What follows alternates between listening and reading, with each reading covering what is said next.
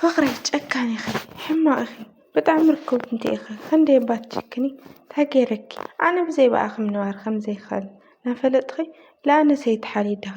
ቤዛኺ ለኣነስ ግደፍዮ ንታ ካብ ትኽደሎ ህፃን ኸ ኣይተሓሊደኺ እንታይ እባ ገብረኪ ሰላም ሰላም ሰላም ናይ ቻናሌ ተኸታተልቲ ከመይ ኢኹም ደህና ዲኹም ኣነ ሰላም ኣምላኽ ይመስገን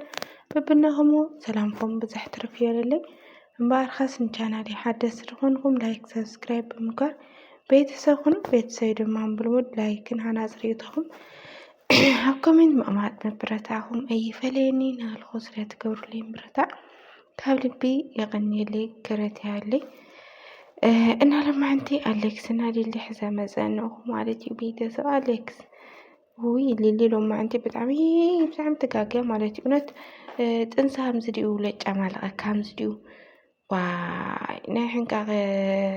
ናይ ጥንሲ ሕንቃቐ በይኑ ዶ ወይስ በእውነት ሓቀየ ቤተሰብና ካብ ጠን ስለዚ ትገብሮ ትሓድጎ ምንም ኣይትፈልጦለ ማለት ይልልና ሎማዓንቲ ንገረቶ ኣሪዶኒ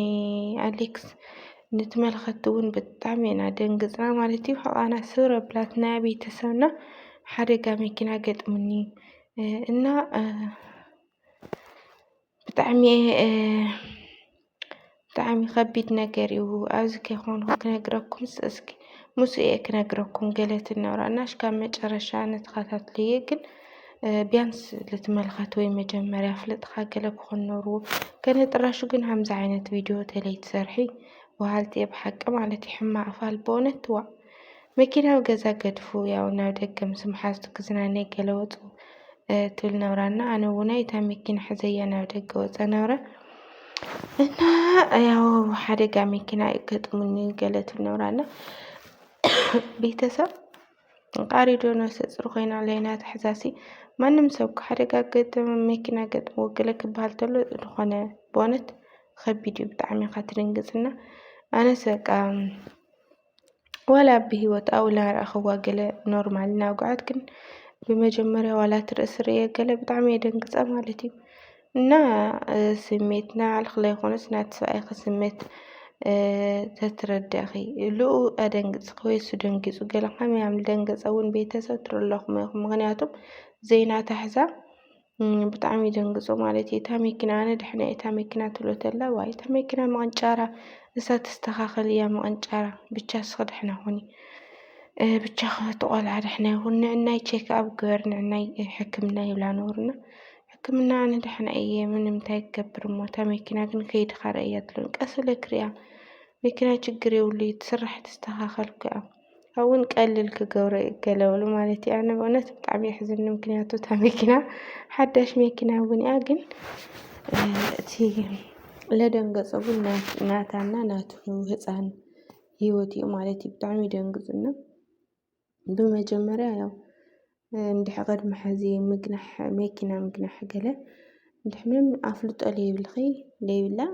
እንግዲህ ከምዚ ለትጋጨ ትብሎ ተላ ከቢድ እዩ መደንገፂ እውን እዩ ማለት እዩ ምክንያቱ ነሰፅር ኮይንካ ንምንታይ ናብዚ መኪና ኣትያ ማለት እዩ ደንግፁ ስለ ሓቂ እዩ ማለት እዩ ሓደጋ ትገጥም ሎ በዛም ላይ ነሰፅር ኮይንካ ብጣዕሚ ከቢድ ቤተሰብና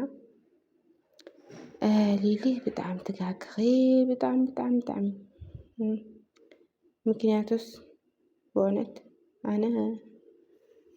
ከመይ ቃሪ ኣሌክስ ኣነ እኳስ ድንጋፄኡ ሰውነተይ እንትን ኢሉኒ ዓርሱ ናቱ ቆልዓ ተሸክም በዛም ላይ ንስኽ ብዓብዩ ካብኡ ድማ ድሕር ናይ ህይወት ናቲ ህፃን ህይወት ማለት እዩ እና ሎማዓንቲ ዓብዪ ጌጋ የኽገብር ዋላ ትመልከት ገፅ ንምንታይ ጭንቀትና ከይንኽእል ብዙሕ ለጨንቐና ነገር ናይ ህዝብና ብዙሕ ነገር እናሃለየ ናይ ጭንቀት ትደርቦ ንምንታይ ከምዚ ትገብሪ ገለ ላበሉ ተመልከቲ እውን ከምርርዋ ነብሮም እና ሕማቕ ፋል ይብልዋ ነብሮም ግን ኖርማል እዩ ከምኡ ትገብሪ ነበረኪ ሊሊ ማለት እዩ ምክንያቱም ካልእ ብዙሕ ዝስራሕ ናሃለየኩም ብዙሕ ፕራንክ ናሃለየኩም ብዙ ዓይነት ፕራንክ ለዛም መደንገፂ ለዛም ብሂወት ለዛም ዕረ ብሱርለ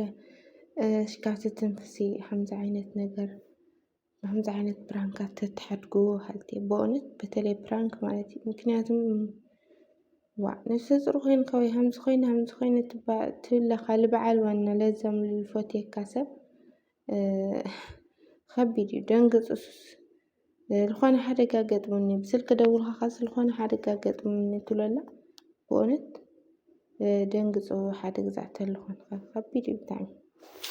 እና ያው ሊሊ ለማዓንቲ ብጣዕሚ ትጋግያ ማለት እዩ ቤተሰብና ብመጨረሻ ያው ቤተሰብ ልቦና ይሃቦም እየ ክብል ደሊ ብመጨረሻ ክናገረሉ ደርኹ ድማ ናይዞም ኣብ ትግራይ ለለዉ ኣብ ሕንፃፅ ለለዉ ወለዲ ተፈናቀልቲ ብጣዕሚ ለሕዝንካ ብእውነት ማለት እዩ ብዙሕ ልጠመየ እውን ርኢና ብዙሕ መንከራ እውን ርኢና ብዙሕ ምንግልታዕ ብዙሕ ጦርነት እውን ርኢና ብዙሕ ነገር ግን ሃምለም ልብኻ እንድዒ ናይ ለምስ ፍልይ ዝበለ እዩ ብእውነት እና እግዚአብሔር ኣምላክ በእውነት ብጣዕሚ ለሕዝነካ ብዓይኒ ምሕረቱ ይጠምተና ክበሃል ድኹም እና ቤተሰብ ልብኻ የድሜካ እሽካው ሃምዚ ልብል ኣነ ናተይ ኩሉ ግዜ ጥያቄ ዝኾነኒ ነገር ኣፍቲ ቦታቲ ወይ ሓደ ሞባይል ለንህቦ ቅርፂ ናብ ሚድያ ነውፅእ ወይ ለለ እቶም ቲክቶከራት ይኹኑ ዩቱበራት እሽካብ ሕዚ ድኦም ናይቲ ሰብ እቲ ሰብ ጠሚዮም ልንሆ ክንድዚ ሃምሊ ትጎዳ ለይረአይዎ ድኦም ኮይኖም ብሓቂ ወይ ሰብ እዚ ኣበይ ነብሩ ኣበይ ተቐብሩ ነብሩ ብእውነት ላብ ኣእምሮአይ ላተመላለሰ ጥያቄ ዝኾነኒ ነገር እዚኡ ማለት እዩ ቤተሰብና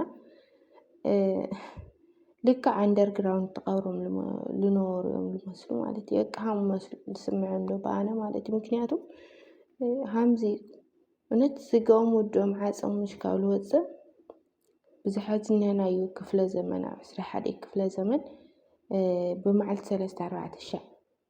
ሰብ ብመዓልቲ 3-4 ወልዑ ናሓደረ ወልዑ ናበዓለ ናሓደረ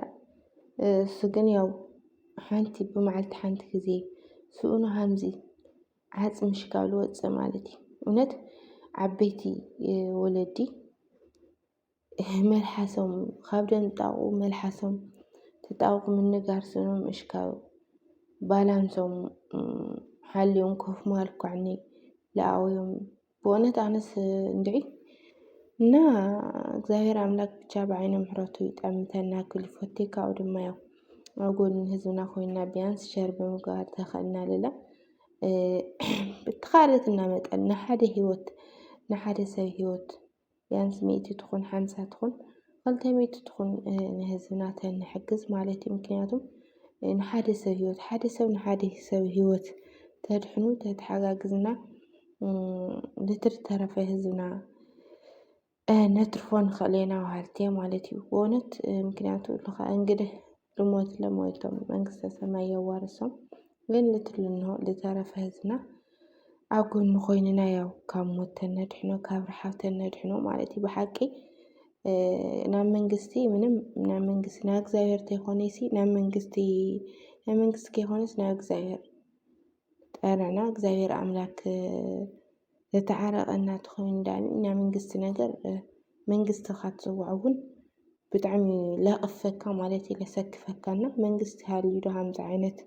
ድርቀት ሃምዚ ዓይነት ድርቂ ሃምዚ ዓይነት ጥሜት ሃልዩ ዝረዝሮ ብጣዕሚ ለሕዝን ቤተሰብ በእውነት ልብና ደምዩ ልብና ተሰውራ ስደት ኮይና ብዙሕ ሕማቕ ዓይን ርአና ማለት እዩ ብዙሕ ለርአና ኢና ግን ናይ ሕዚ ልበኣሰ ልገደደ ነገር ኮይኑ ማለት እዩ ቤተሰብና ስላሴ እና ቤተሰብ ሃምዘልና ህዝና ንሓግዝ ክለኩም ይፈቲ እና ብቐፃሊ ቪድዮ እስካብ ንራኸብ ሰሰናይ ናበልኹ እየ ብዝክስተናወተኩም ማለት እዩ ቤተሰበይ ኩራተይ እና ብቐፃሊ ቪድዮ እስካብ ንራኸብ ባይ ባይ